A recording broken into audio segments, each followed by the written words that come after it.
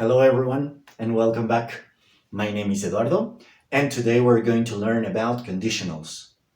The very first thing you need to know about conditional structures is that every single one of them is made out of two different sentences, a condition and its consequence.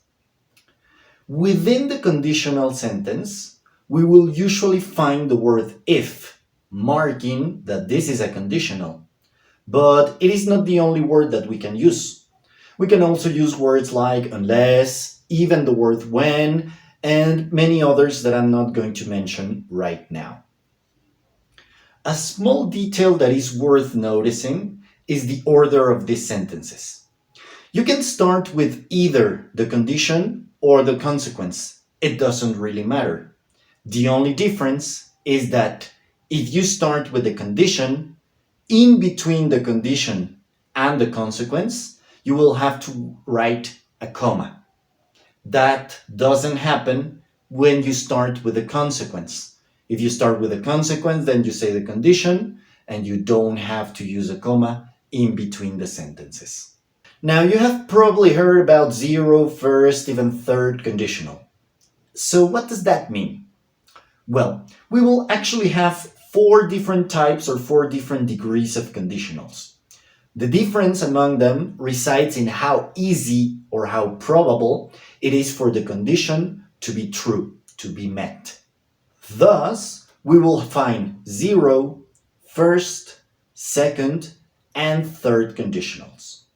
Let me explain these ones one by one. Let's start with the zero conditional. The zero conditional is usually used for general truths.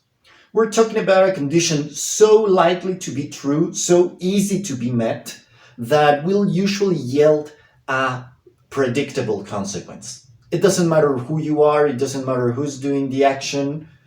If the condition is met, we will have a predictable consequence. Let's go to the first conditional. The first conditional is talking about a condition which is very likely to be true, although it is not dependent on us.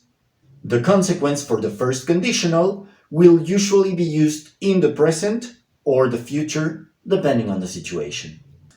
Now, the second conditional is a consequence that is really unlikely to be true, really difficult to be true. However, it is not impossible. The consequence will be expressed with a would, because we are making a supposition about something that is really difficult to be true.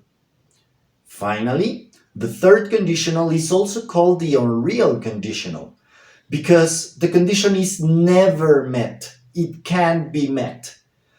The third conditional is making suppositions about past events, and obviously, the consequences are just suppositions. That's why we will also use the word would.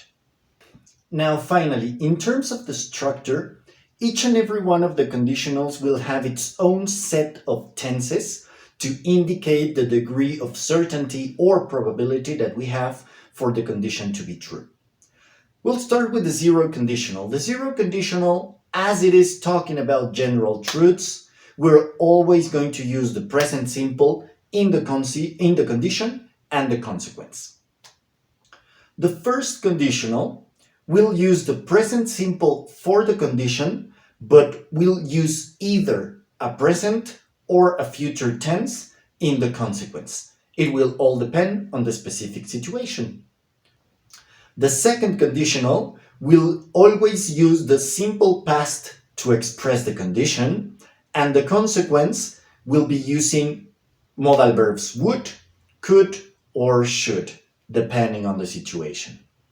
Finally, the third conditional is going to use the past perfect in the condition, and the consequence will be using modal verbs would, could, or should, followed by a present perfect.